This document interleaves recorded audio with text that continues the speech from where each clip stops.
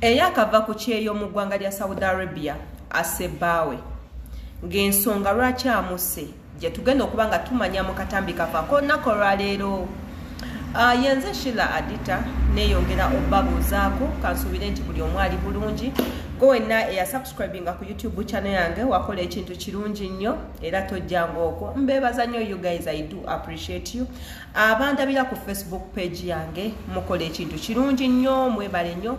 Nammwe abandaba nga musinziira ku mikutu emirala nga TikTok, Instagram ne Snapchat, nammwe mbeebaza nnyo, mwebale kwerekereza budde kuteekako data mulabe nzaani banange. I do appreciate you. So tokomoko wabula commentinga nga gwomu kuba subscribers chikakatako kubanga o commentinga ayino obubaka boyagala intuuse eri mikwano gyo bawo banabo yo osobola okumpandikira message nja kubanga imbatumirako bulungi tuze n'ensonga za muganda waffe nkuba kyeyo yasebawi olwa ssente. Ono nno bulijjo asindika ssente ng'asindikira omwami yagenza okukomawo ewaka omusajja nga ssente yaziwasaamu omukazi omulala. Alo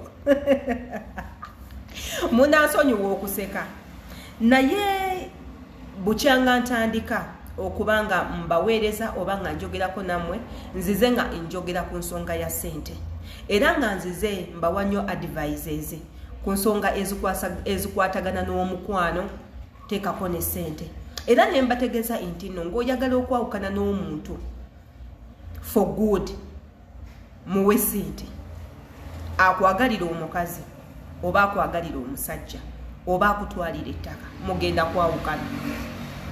Era ne mbagamba nti nno ssente ezo musobola ozeeterekera, ssente ezo osobola ozeeterekera kubanga gwozikola gwazikola bwe zikulemedde otereka olwo omuntu gwoziwa atakera ku makya kutuuyana agenda zikuterekera atya. You guys wake up bannange muzuukuke, wake up, stop sleeping, wake up, as in wake up, have a clear mind.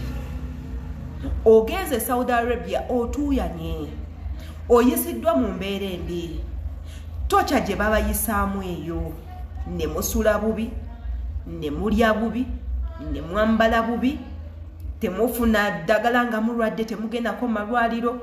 You get mufuna obudde butono obw'okuwummula teekako okubanga baba disrespecting in any manner.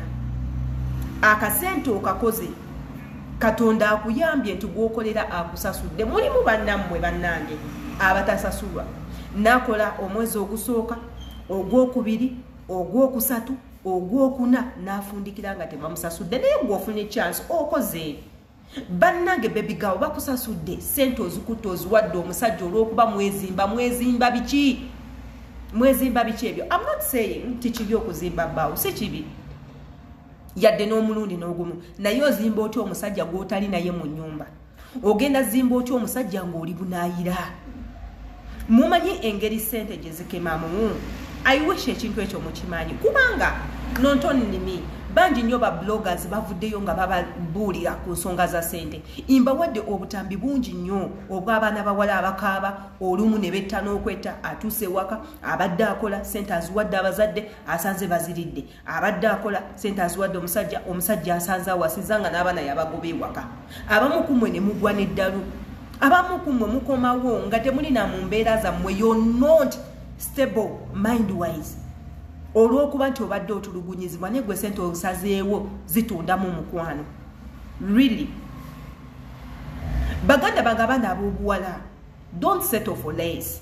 Bw'olaba nti ekintu okisika nnyo ne kigaana kireke, kati gwe wakomyewo ossa omuntu olw'obujja, osse taata w'abaana bo, ofuuse nnamwandu, abaana bafuuse bamulekwa, ate tekigenda koma okomunayo ogenda genda mukomera.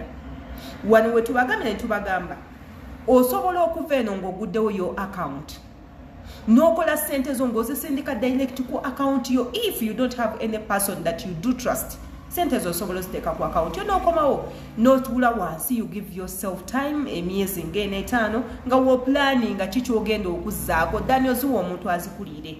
Kuba bwe munaagenda nga mukikola nga mukiddamu mugenda fuuka batemukati ngono munnaffe.